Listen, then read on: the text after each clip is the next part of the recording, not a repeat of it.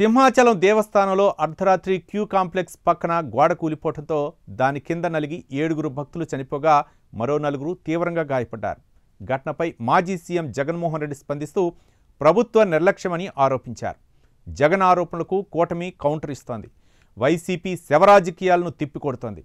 తిరుపతి రుయా ఆసుపత్రిలో ఆక్సిజన్ అందక 112 మంది మరణించినప్పుడు, జంగారెడ్డిగూడెం కల్తీ మద్యం ఘటనలో 27 మంది చనిపోయినప్పుడు, విశాఖ షిప్ యార్డ్లో క్రెయిన్ కూలి 11 మంది మరణించినప్పుడు జగన్కు కనిపించలేదా అని ప్రశ్నిస్తున్నారు.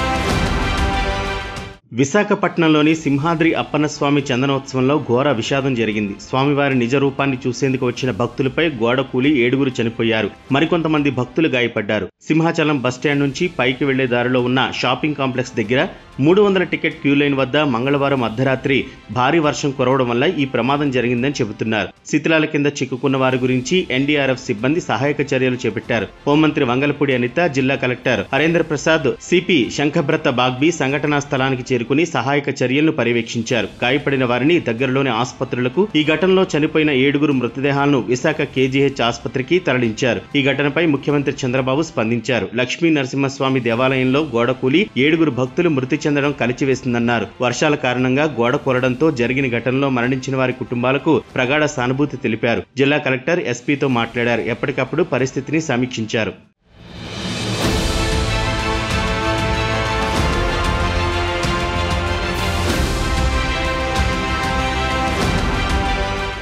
ఒకవైపు ప్రభుత్వం దుర్ఘటనపై సమీక్ష నిర్వహిస్తూ బాధితులకు, క్షతగాత్రులకు సాయం అందించేలోపే మాజీ ముఖ్యమంత్రి వైఎస్ఆర్సీపీ అధ్యక్షుడు వైఎస్ జగన్మోహన్ రెడ్డి తాడేపల్లి నుంచి విశాఖ చేరుకున్నారు. చంద్రంపాలెంలో మృతి చెందిన ఉమామహేష్, శైలజ దంపతుల భౌతికాయాలకు నివాళులర్పించి వారి కుటుంబ సభ్యులను ఓదార్చారు. వారికి ప్రగాఢ సానుభూతి తెలియజేశారు. అనంతరం మీడియాతో మాట్లాడుతూ ముఖ్యమంత్రి చంద్రబాబు నాయుడుపై తీవ్రస్థాయిలో ధ్వజమెత్తారు. చందనోత్సవం సందర్భంగా లక్షలాది మంది భక్తులు వస్తారని ప్రభుత్వానికి తెలియదా? భక్తుల భద్రతపై సరైన ఏర్పాట్లు చేయకుండా నిర్లక్ష్యంతో ప్రాణాలు బలిగొన్నారని మండిపడ్డారు.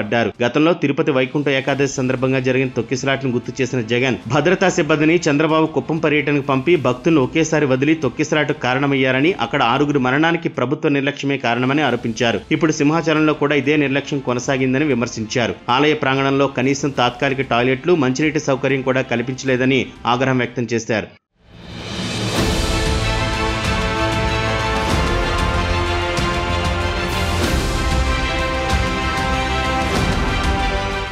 సింహాచలం దుర్ఘటనపై జగన్ చేసిన వ్యాఖ్యల పట్ల మంత్రులు తీవ్రంగా స్పందించారు. మంత్రి అచ్చెన్నాయుడు మాట్లాడుతూ ప్రకృతి విపత్తు కారణంగా జరిగిన దుర్ఘటనపై నీచమైన రాజకీయాలు చేయడం జగన్కే చెల్లిందన్నారు. బెంగళూరు నుంచి వచ్చిన ప్రతిసారి ఆంధ్రప్రదేశ్లో అలజడి సృష్టిస్తున్నారని, తన 5 ఏళ్ల పాలనలో అనేక దుర్ఘటనలు జరిగాయని, ఎన్నడూ తాడేపల్లి నుంచి బయటకు రాని జగన్ ఇప్పుడు రాష్ట్రంలో అరాచకం సృష్టించేందుకు, శవరాజకీయాలు చేసేందుకు బయటకు వస్తున్నాడంటూ ఆగ్రహం వ్యక్తం చేశారు. తిరుపతి రుయా ఆసుపత్రిలో ఆక్సిజన్ అందక 112 మంది మరణించినప్పుడు ఎందుకు పరామర్శించలేదని, జంగారెడ్డిగూడెం కల్తీ మద్యం ఘటనలో 27 మంది చనిపోయినప్పుడు జగన్ ఎందుకు స్పందించలేదని, విశాఖ షిప్ యార్డ్ లో క్రెయిన్ కూలిన ఘటనలో 11 మంది మరణించినప్పుడు జగన్ కనిపించలేదా అని ప్రశ్నించారు. మంత్రి అనగాని సత్యప్రసాద్ మాట్లాడుతూ టీటీడీని అప్రదిష్టపాలు చేద్దామని ప్రయత్నించి విఫలమైనప్పటికీ జగన్ రెడ్డికి ఇంకా బుద్ధి రాలేదన్నారు. శవాల మీద పేలాలు ఏరుకుందామనే దురాశే తప్ప హిందూ ధర్మంపై వైసీపీకి ఎటువంటి చిత్తశుద్ధి లేదన్నారు. తన పాలనలో అంతర్వేది, రామతీర్థం దుర్ఘటనలు మర్చిపోయావని ప్రశ్నించారు. మంత్రి ఆనం రామనారాయణ రెడ్డి మాట్లాడుతూ ఇలాంటి సమయంలో శవరాజకీయం చేయడం జగన్ దిగజారుడు రాజకీయానికి నిదర్శనమని విమర్శించారు. ఉగ్రదాడిలో